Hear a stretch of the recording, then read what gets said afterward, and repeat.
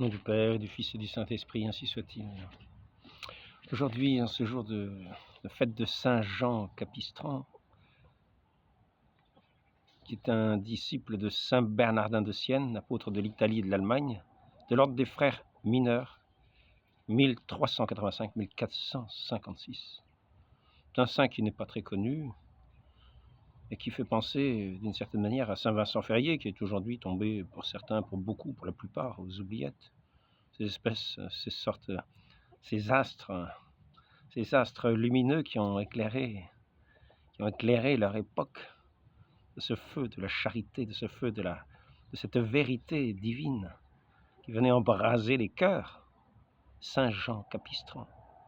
Donc je vais lire quelques passages de sa vie, parce que je ne vais pas lire toute la lecture de ce livre, qui s'appelle Vie des saints et des bienheureux des trois ordres de Saint François, mais quelques passages.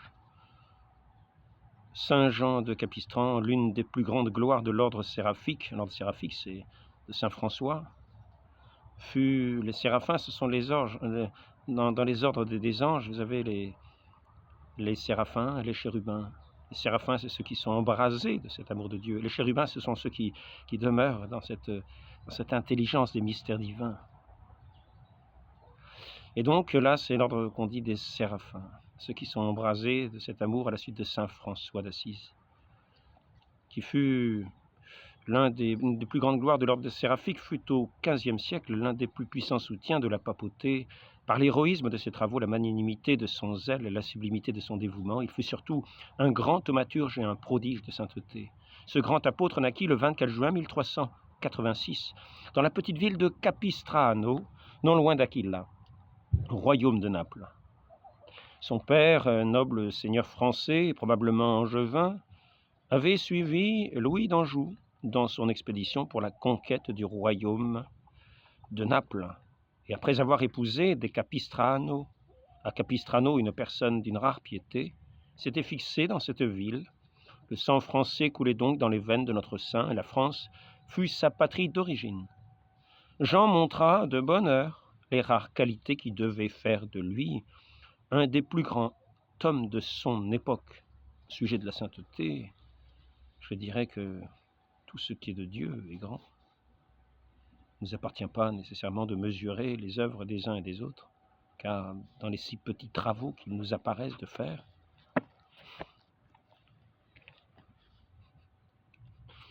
le chien qui m'apporte sa balle, dans les plus petits travaux il est rapide, dans les plus petits travaux qui sont des œuvres divines, c'est toujours la grandeur de Dieu qui s'accomplit dans les moindres choses, dans les moindres détails.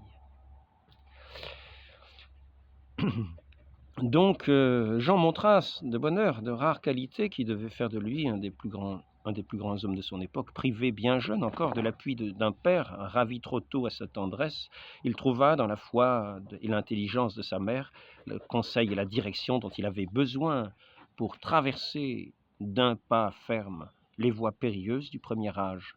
Après s'être initié sous ses yeux aux premiers éléments de la science et avoir fait concevoir à ses maîtres de hautes espérances, il fut envoyé à Pérouse.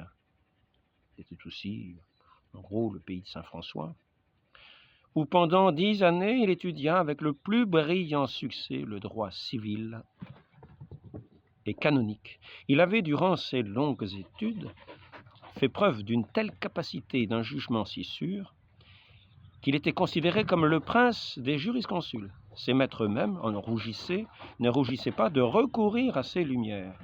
Il compta même parmi ses clients Ladislas, roi de Naples, qui l'honora de ses faveurs, et le nomma vers l'année 1412 gouverneur de la ville de Pérouse. Jean, alors âgé de 27 ans, se montra à la hauteur de sa mission.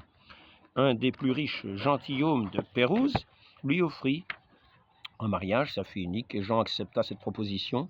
Tout lui souriait dans le monde. La fortune et les honneurs étaient venus à lui et l'avaient fait, en peu de temps, un des heureux de la terre.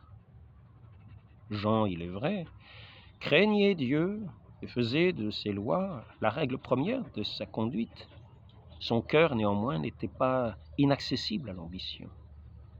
Il aspirait à la gloire et travaillait à l'acquérir, mais Dieu, qui avait sur cette âme d'élite des vues plus hautes, arrêta tout à coup le cours de ses prospérités et dissipa en un instant ses espérances de fortune. Il en fit un héros chrétien, un apôtre et un saint. C'était en 1416. Alors n'oublions pas, 1406, Saint Vincent Ferrier se trouve à Gênes, dans le port de Gênes, le port cosmopolite de Gênes. On y parle un petit peu différentes langues, un petit peu toutes les langues, un petit peu comme le jour de la Pentecôte. Il y avait des gens venus de toutes les contrées. Mais Gênes était un port aussi, un port commercial. Et Saint Vincent Ferrier y apparut et prêcha. Il ne connaissait que le latin et l'espagnol. Et tout le monde le comprenait dans sa langue. Donc c'est à peu près à l'époque de Saint Vincent Ferrier, 1416, là nous étions en 1406. Ah ça y est, ma